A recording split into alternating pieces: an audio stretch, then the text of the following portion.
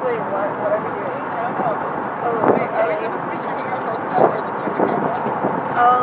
Either one is okay. It's close enough. Oh, I think it's... I don't know. Okay, so we're on the taxi now.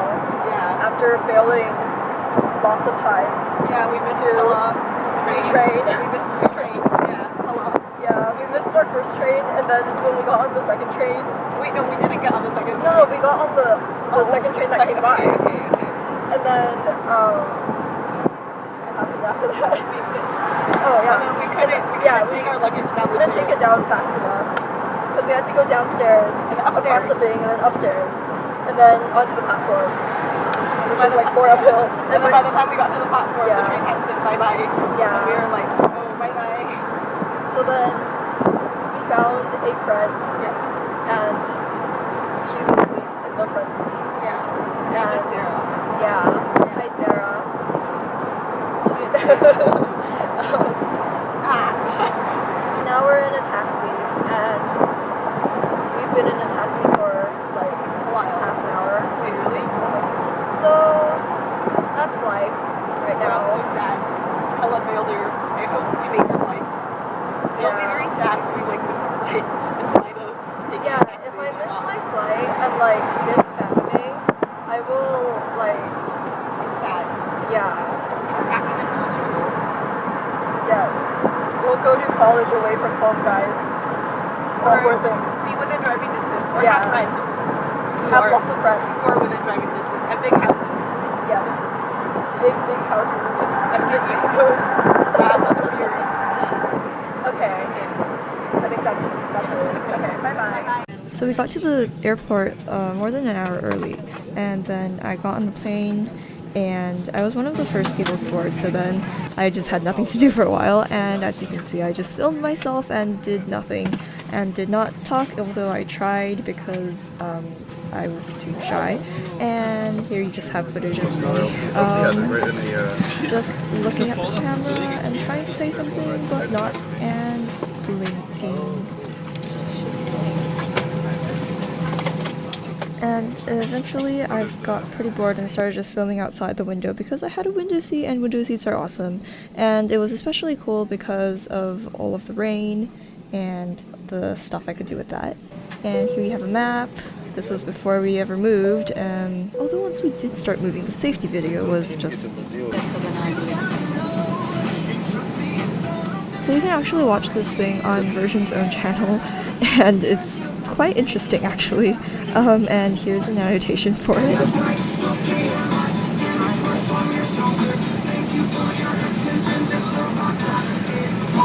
So after that little bit of entertainment, the plane actually started moving, and we sort of rolled around for a bit before actually taking off.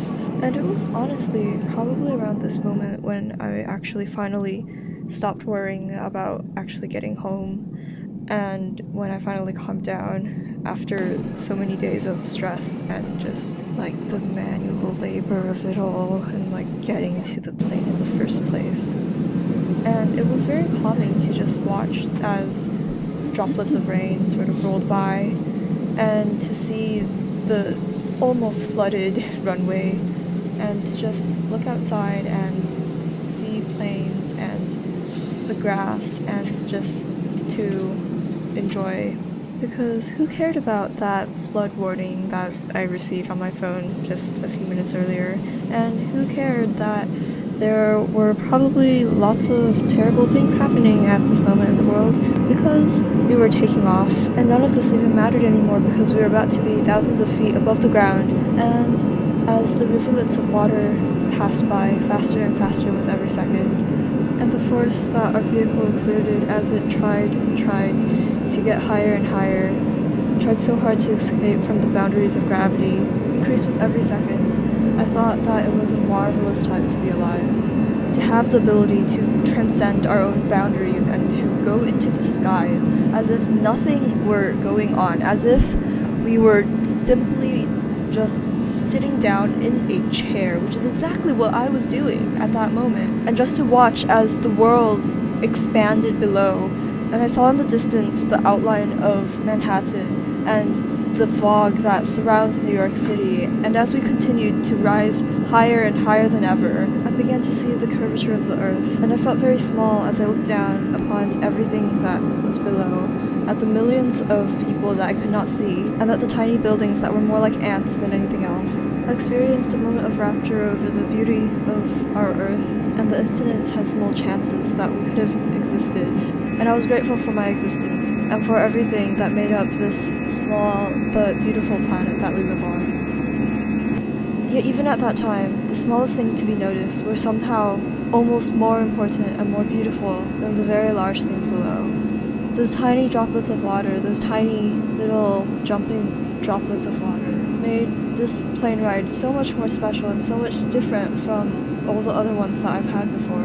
And the storm, which would have been just one of those very annoying moments in life if I had not been on a plane, suddenly became something much more beautiful and much more interesting.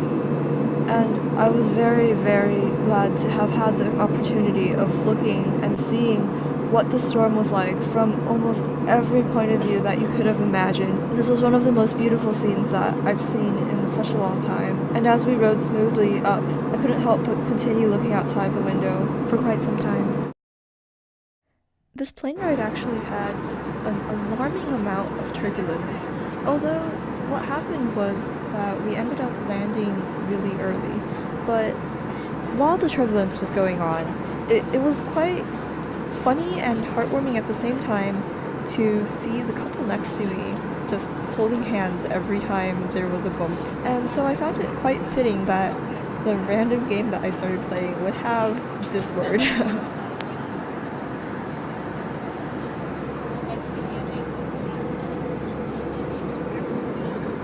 Towards the end of the plane ride, I had quite a bit of fun just looking around at what they had to offer on the plane. And one of the really strange things was that somehow The Hunger Games is considered a foreign documentary indie film. So that was really weird. And I also found that they did the YouTube thing again, which last time I had gone on a version plane, they had the Vlogbrothers in like Crash Course and stuff, so that was pretty cool. I ended up watching an episode of Elementary with no sound because apparently their headphone jack was not working on my seat. By the time we were about to land, it was almost twilight-ish after having been almost twilight for about an hour, which is one of the joys of taking a plane and having that very long sort of dawn or twilight hour. Okay, we'll be landing in just a few minutes. Perhaps one of the greatest things about going home is that I recognize the hills when it gets really close, and it makes me very happy.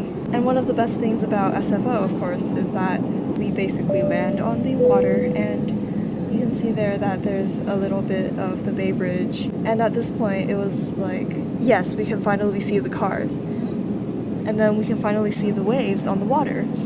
So it becomes sort of as if we're about to go inside the water, but then at the last moment, no, we land on the landing strip, which is basically on the water. I got off the plane, got to the baggage place, and met my parents and grandpa there. And then we went home, I ate In-N-Out for the first time in many months.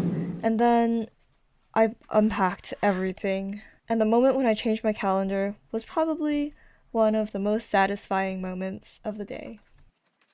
If you like this video, please like and subscribe if you feel like it.